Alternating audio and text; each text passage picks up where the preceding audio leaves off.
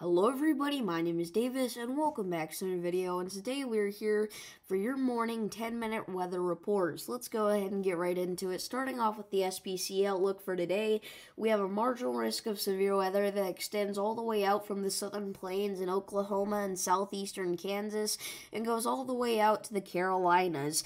Now this is going to bring some severe storms to pretty much everybody in this region today, so let's go ahead and break down the threats that this brings. So starting off with the tornado threat for today, it is very low, but it could get upgraded at some point. It's still early in the morning. The damaging wind threat, we have a 5% risk of damaging winds of 60 miles an hour or higher, which is actually why we have this marginal risk. The main threat is going to be damaging winds. This isn't going to be like a full-on derecho or anything crazy like that, but it is going to be something that we need to look out for if we're in this region. But yeah, other than that, not much to talk about. And then the hail threat right now is very low, but once again, could get upgraded. I imagine somewhere in here we'll get a tiny 5%, 1 inch or larger hail risk. Moving into tomorrow, we have another marginal risk of severe weather. This is actually going to be, this is actually going to be kind of the leftovers from today, and then also it extends down here to the panhandle of Florida because we've got a little bit of a hurricane threat, but we'll go ahead and break that down in a few minutes. But starting off with the tornado threat for tomorrow, it's very low, but once again, at some point it'll probably get upgraded. Damaging wind threat, this is what's driving our marginal risk. We have a 5% risk of 60 mile an hour or higher wind gusts in that region tomorrow, so look out. That extends all the way out from Nashville all the way down to the panhandle of Florida, and then it goes up again to the tip of North Carolina. And then the large hail threat for tomorrow right now is very low, but again, probably will and could get upgraded. And then we have our Monday severe thunderstorm outlook, and this extends, this marginal risk extends all the way from Louisiana out into North Carolina. So the Deep South is going to have a pretty crazy few days here, especially in like South Carolina. You're going to have a marginal risk of severe weather 3 days in a row, most likely, depending on where you're at.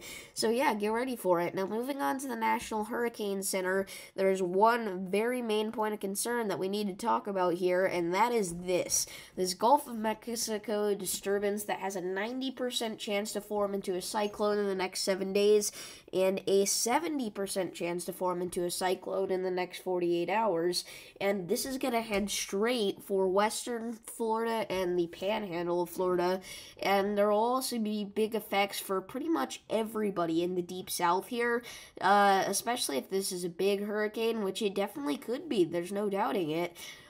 So yeah, I'd definitely be watching out for this. I'd be getting my potential evacuation plans ready if I'm down here.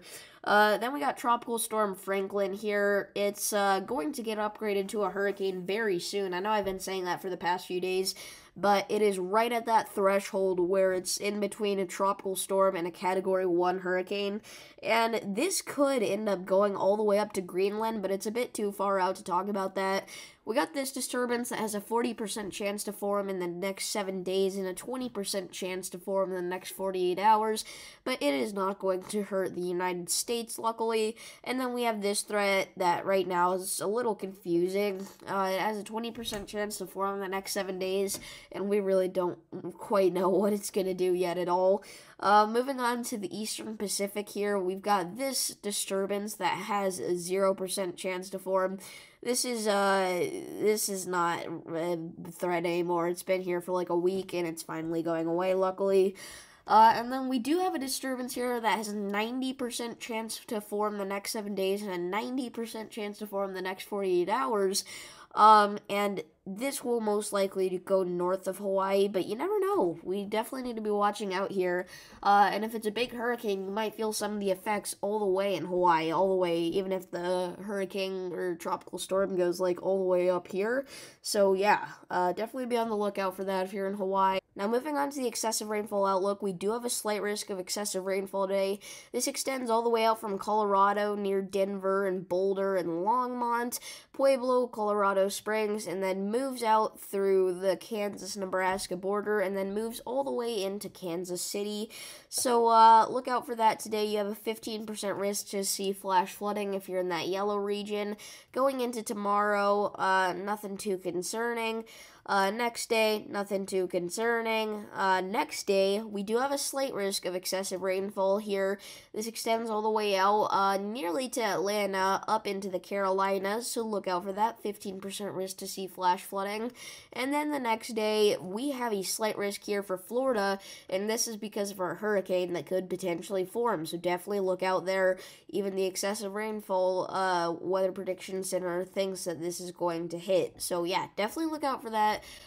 Finally, watches, warnings, and advisories. Our heat dome finally has crashed. This is honestly the most exciting part of the video. It is finally going back to kind of staying to where it usually is, down in the deep south. So I'm sorry to you guys, it's not over for you yet, especially for Mississippi. You got excessive heat warnings everywhere today. But finally, it's moving out of the Central Plains, Upper Midwest, where it was just ridiculously hot. Some places saw record-breaking temperatures. Several places, in fact, I think there were over 400 temperature records broken with that. So it is finally good to see that it is going back to its place. Oh, thank goodness, dude. It's gonna stop being so hot out. We do have some red flag warnings down here, so look out for that in central Arizona and the California deserts. And then, or no, is that an excessive heat warning, or is that a red flag warning? That's excessive heat warnings, my bad. And then we have excessive heat watches down here in Southwest Carolina. Oranges are heat advisories. This purplish color is excessive heat warnings. So yeah, really it's just a threat for the deep south now and a little bit into the Midwest, but yeah. If you guys did enjoy this video, make sure to like and subscribe. Sorry I was kind of out of it today. It's very early in the morning. But yeah, see you on the next one.